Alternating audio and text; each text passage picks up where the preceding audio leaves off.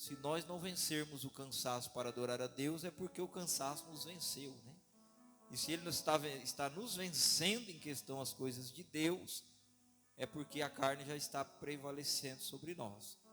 Então, irmão, independente se você está cansado ou não cansado, né? Se você puder, sempre se esforce para vencer a carne. Não dê lugar ao cansaço, porque ele é da carne, né?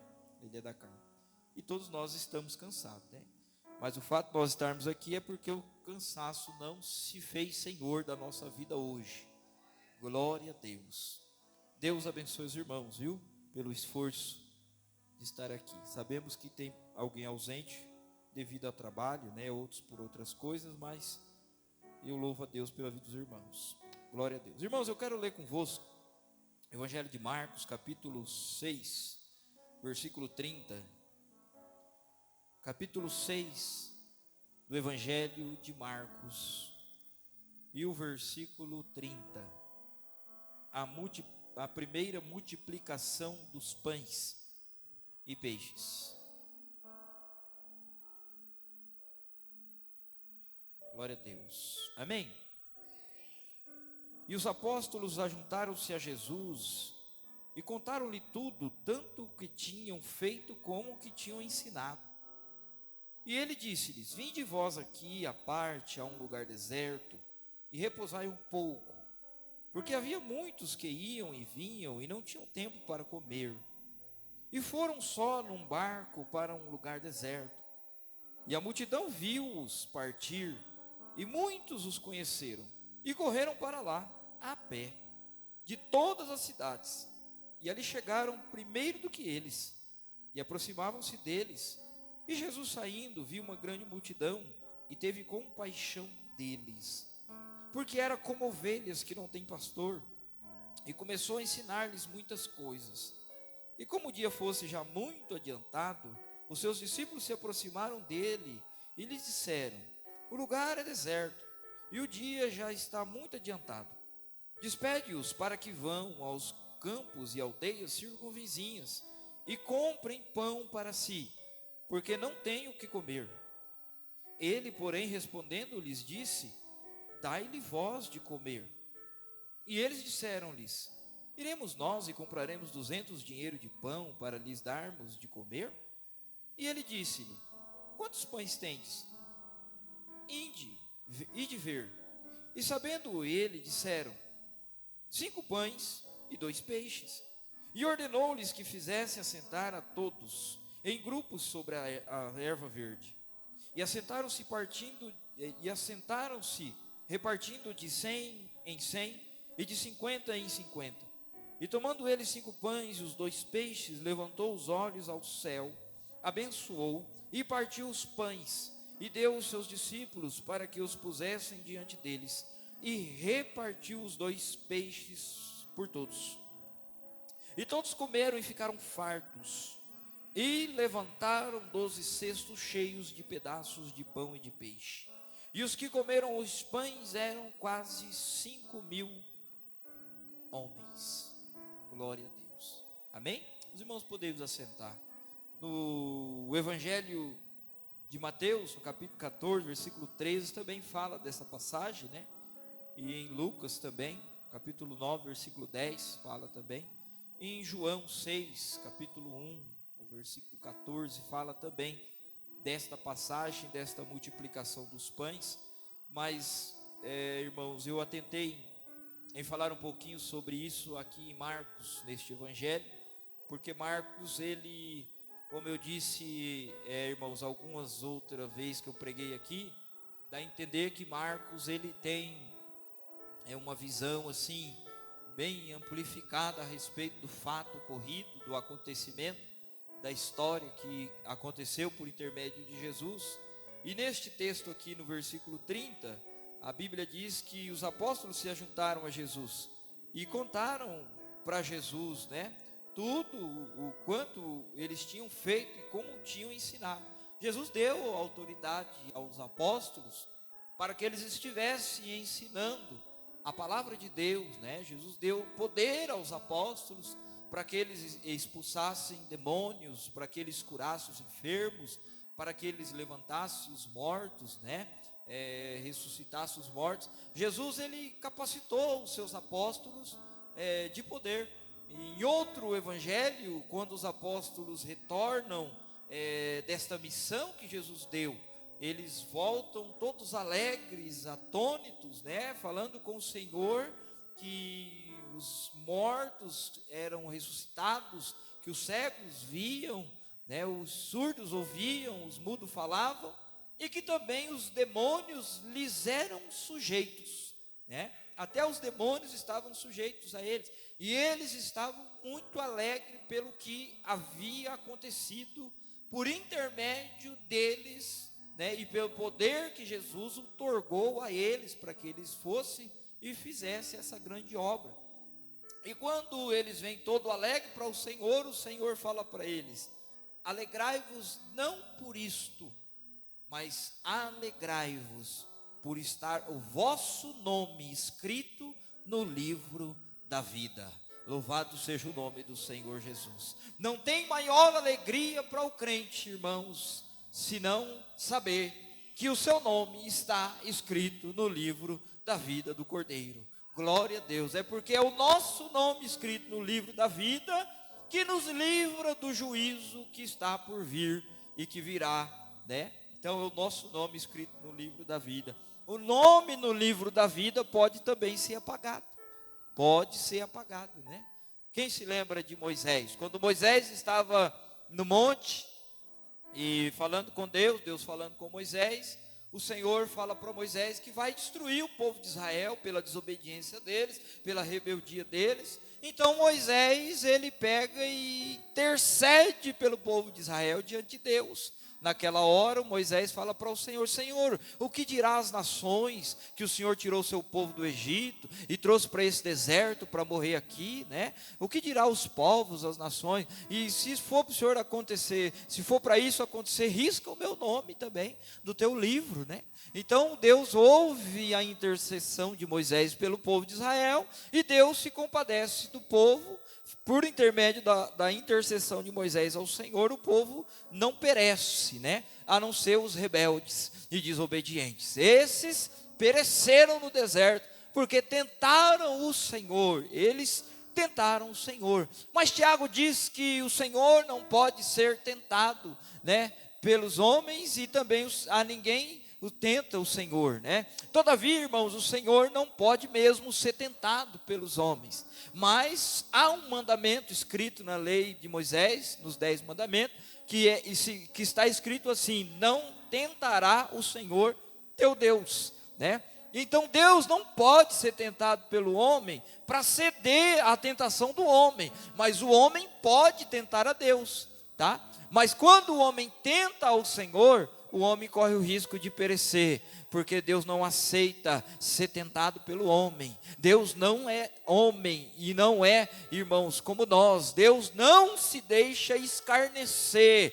Tanto quanto está escrito que o homem semear, isso também ceifará. O povo de Israel tentou o Senhor no deserto. Por que eles tentaram o Senhor? Porque na hora que era para eles se humilharem na presença de Deus, orarem a Deus, clamarem ao Senhor pela água que eles tinham sede, ou pela carne que eles queriam comer, eles, antes de se humilhar na presença de Deus e buscar a Deus, eles acabavam tentando o Senhor, né? Reclamando, murmurando e dizendo até para Moisés, diante do Senhor, eles diziam para Moisés diante do Senhor: era melhor que nós ficássemos no Egito. Se fosse para nós sair do Egito e vir morrer nesse deserto de fome, né? Porque lá nós tinha pão, nós tinha panela, nós tinha carne. Então, quando eles faziam isso, eles tentavam a Deus e achavam que pela murmuração deles, Deus se compadeceria e daria a bênção sem punição, né? Mas Deus não se deixou escarnecer e nem ser tentado pelo homem. Deus abençoou por intermédio de Moisés a que o povo de Israel comesse e bebesse, mas aos que tentaram o Senhor pereceram, né? Aos que tentaram o Senhor pereceram. E não foi por pouco tempo que eles tentaram o Senhor por espaço de 40 anos que eles ficaram no deserto, eles tentaram o Senhor. E neste tempo, eles pereceu, de forma, irmãos, que entrou na terra prometida somente os que nasceram ali no deserto, né? Que não saíram do Egito. Os que saíram do Egito, que entrou na terra, só foi 2, Josué e Calebe, né? Os demais foram aqueles que foram nascendo no deserto, mas os pais, os que saíram do Egito, morreram todos no deserto, por causa da murmuração contra Deus, da tentação contra Deus. E os discípulos, eles estavam alegres, irmãos, por ter feito obras, por intermédio da presença de Deus e do Espírito Santo, né? Mas, neste tempo que eles contavam para o Senhor o que estava acontecendo, a multidão, vendo que eles saíram, a multidão foi atrás, como diz Marcos. E ao ir atrás, eles chegaram primeiro ainda, a multidão chegou primeiro ainda do que os discípulos e o Senhor Jesus. E quando chegaram a este lugar, e Jesus viu o tamanho daquela multidão, a Bíblia diz que o Senhor teve íntima compaixão da multidão. Íntima compaixão. Íntima compaixão, irmãos, é um sentimento diferenciado, que só tem aqueles que estão cheios do Espírito Santo, que só tem aqueles que receberam a presença do Espírito Santo. Compaixão só tem aqueles que olham para trás, não lembrando do Egito, como o povo de Israel, mas olham para trás, lembrando-se do estado de miséria em que viviam, no pecado, carregado de toda sorte de abominação, todo sentimento do coração que intentava, fazia, bebia, fumava, drogava, se prostituía e muito mais, né? Além dessas coisas que era pecado. Então, quando a pessoa está cheia do Espírito Santo, ela olha para trás e se lembra do seu estado de miséria e da misericórdia de Deus, e ela passa a entender o que é ter íntima compaixão. Íntima compaixão não é um sentimento de dó, irmãos, não é um sentimento de pena de alguém. Íntima compaixão é misericórdia. E sabe o que é misericórdia? Sofrimento doloroso causado pela miséria de alguém, de alguém, de alguém.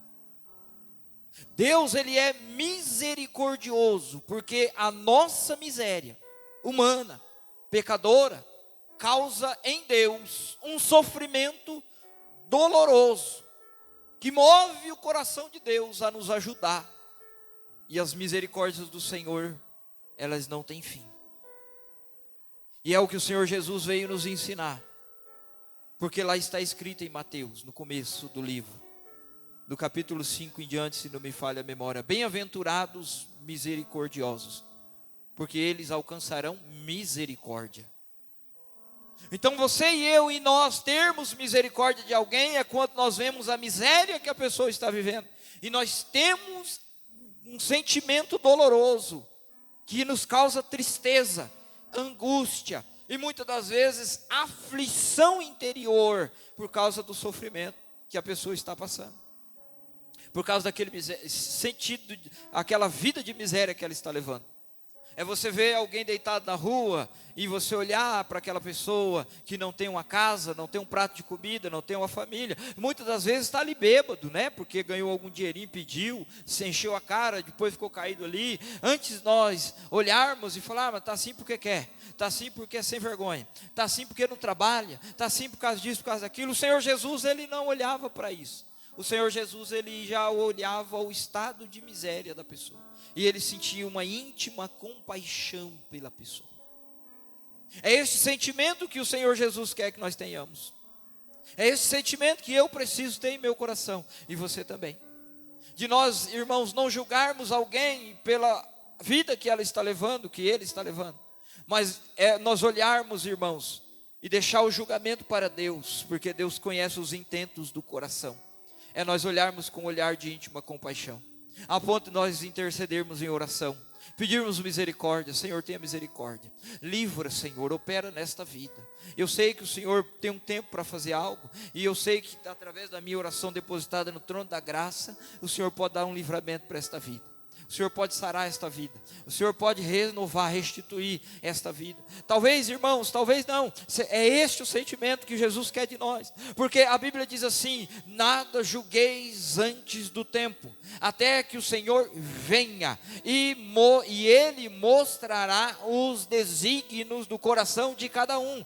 Até que o Senhor Jesus venha, eu não consigo entender e saber o que está no coração do Wesley, e nem ele do meu. Não consigo entender o que está no coração do Tauan, e nem o Tauan consegue entender o que está no teu coração, a não ser que o Senhor nos revele. Mas sem o Senhor nos revelar, nós não sabemos qual é o sentido do coração de alguém, o sentimento. Mas tem alguém, irmãos, que está conosco hoje, Jesus Cristo, que conhece os corações, aleluia, e o Senhor chegará o dia que Ele revelará os desígnios do coração do homem e da mulher também. O Senhor trará à tona, à luz, as coisas ocultas no nosso interior, aleluia, louvado seja Deus. Por isso a Bíblia diz que o Senhor conhece os nossos corações, e Ele esquadrinha a nossa mente, de maneira que não adianta achar que vai pensar uma coisa, desejar uma coisa no coração, sem que o Senhor saiba. Está entendendo? O Senhor conhece os desígnios dos nossos corações, e Ele sabe a intenção dos nossos corações, se é boa ou se é má, se é de misericórdia ou se é de raiva ou de ira, se é de alguém que almeja o bem do outro, ou se é de alguém que almeja o mal do outro. Então, irmãos, não tem como fugir do Senhor, porque o Senhor conhece o nosso coração. E dentro disto, o Senhor Jesus nos ensina, irmãos, a termos este sentimento, um sentimento dele em nosso interior, de íntima compaixão, independente do estado pecaminoso que alguém esteja vivendo. Entendeu? E aqui Jesus teve um sentimento de íntima compaixão por aquela multidão que estava ali. Ali no meio tinha todo quanto é tipo de pessoa, tudo quanto é tipo de índole. O Senhor Jesus conhecia o coração deles todos. Mas uma coisa, o Senhor Jesus, ele percebeu, e ele sabia que aquela multidão estava ali porque eles tinham fome. E não somente fome da palavra, porque aqui Marcos dá a entender que Jesus ensinou a palavra dele por algum tempo durante o dia. Tal tempo, irmãos, que o sol já estava se pondo, e os discípulos se preocuparam e disseram para ele: Senhor, despeça a multidão, para que eles vá e comam, né?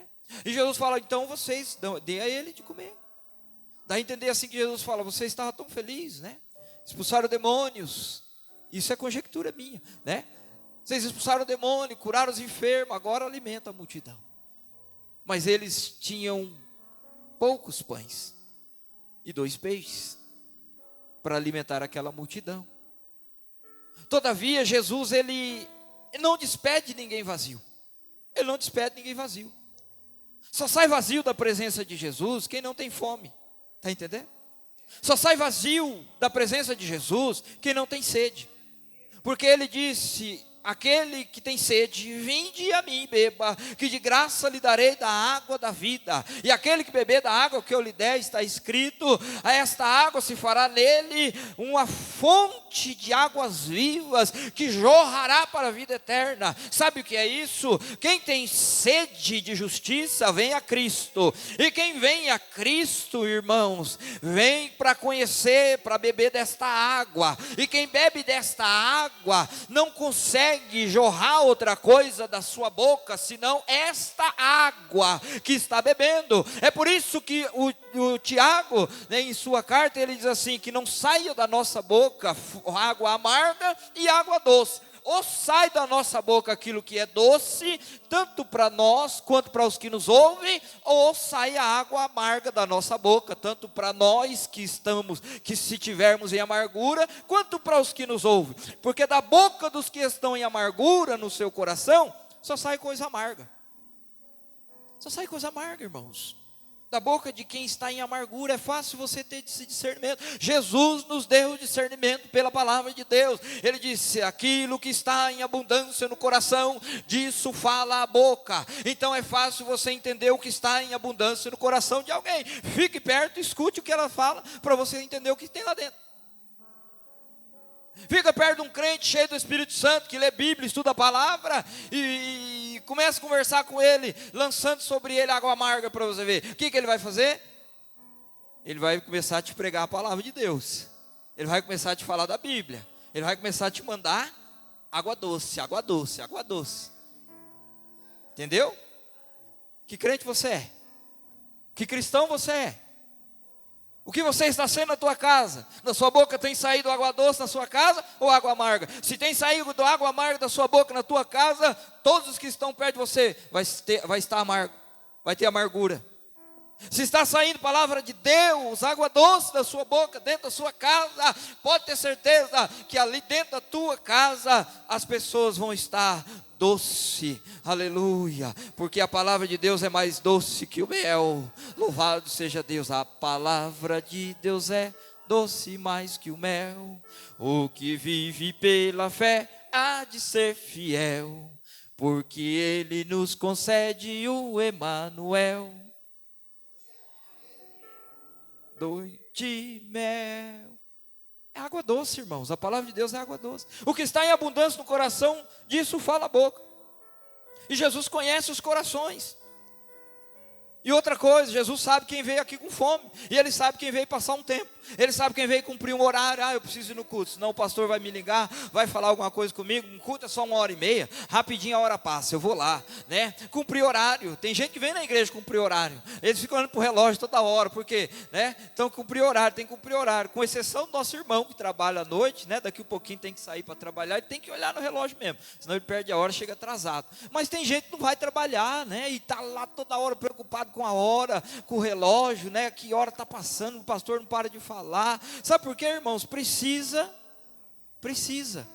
entender que a água está descendo, aleluia, e é para aqueles que querem beber. Louvado seja Deus. Aqueles que vêm na igreja para se alimentar do pão vivo que desceu do céu, Jesus Cristo se alimenta dele, porque ele está na igreja. Aquele que vem na igreja para beber água viva, também sai da igreja saciado, porque Ele está aqui dando água viva, que é a sua palavra.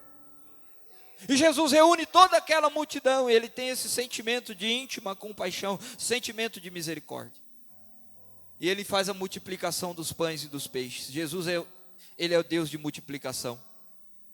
Ele nunca vai despedir você vazio, aleluia. Louvado seja Deus. Seja em pouco, seja em muitos, Ele não vai despedir você vazio. Eu louvo a Deus e louvo ao Senhor, irmãos, porque todas as minhas dificuldades, todos os meus problemas, todas as barreiras que se opôs na minha frente, da minha família, nós não deixamos de cultuar ao Senhor. O culto é sagrado, o horário do culto é sagrado, independente da minha canseira, do que eu estiver acontecendo comigo, este horário é um horário sagrado. E eu aplico isso para a minha vida e ensino os irmãos, aplica para a tua vida. Tenha o horário do culto como um horário sagrado, horário de alimento do céu, horário de matar a sede de água viva do céu, aleluia, louvado seja Deus, porque só sai saciado do culto quem chegou aqui com fome de ouvir a palavra de Deus. E aquela multidão foi alimentada, foi abençoada pelo Senhor. Aleluia, louvado seja Deus. O Deus que você serve é um Deus de multiplicação. Ele não vai deixar você perecer. O Deus que você serve é um Deus que cuida de você, é um Deus que conhece o teu coração, é um Deus que sabe das tuas fragilidades, é um Deus que conhece o nosso coração por dentro, aleluia, os nossos sentimentos por dentro. E Ele sabe o quanto nós temos lutado para não sermos vencidos pela carne. E é este Deus que cuida de mim, que cuida de você. É o Deus que te sustentou até aqui e me sustentou até aqui. Até aqui o Senhor nos ajudou, aleluia. E Ele é um Deus presente na minha vida e na tua vida. É por isso, aleluia, que eu digo para você: Ele tem cuidado de vós, Ele tem cuidado da tua igreja. Não se preocupe, não esquente o teu coração, não se afadigue, preocupado. Louvado seja Deus, porque Deus cuida do seu povo, Ele cuida daqueles que vêm a Ele. Aqueles que vêm a Ele com fome, Ele não despede vazio. Aqueles que vêm a Ele com sede, Ele não despede vazio. Mas precisa se achegar a Ele com sede e com fome, e se humilhando na presença dEle, porque Ele abençoa os que se humilham, Ele abençoa os humildes, Ele abençoa os misericordiosos, Ele abençoa os de coração quebrantado e espírito contrito, Ele abençoa aqueles que oram, até mesmo pelos seus inimigos, Ele abençoa. É promessa para o povo de Deus, amém? Vamos se colocar de pé, eu quero orar com você. Glória a Deus. O Deus da multiplicação é o Deus que você serve. Põe a tua fé em ação na tua dificuldade. Põe a tua fé em ação no que você está enfrentando. Põe a tua fé em ação naquilo que está diante dos teus olhos e que o Senhor ponhou diante dos teus olhos. Põe a tua fé em ação, que o Senhor vai te sustentar, aleluia. Ele vai fazer jorrar de você água viva, glória a Deus. Quando você abrir a tua boca, a palavra, aleluia, que você medita, que você lê, que você estuda, ela vai sair como fonte para fazer com que pessoas recebam esta água e receba este pão vivo que desceu do céu, porque o Senhor Jesus é quem opera o milagre, mas quem serve a mesa é os discípulos que Ele chamou, que Ele escolheu para fazer a sua obra. E eu e você, nós somos discípulos. Ele nos deu, aleluia, a mesa para nós servirmos. A glória a Deus. Por isso Ele não despede ninguém com fome. É você que Ele vai levantar, que Ele vai usar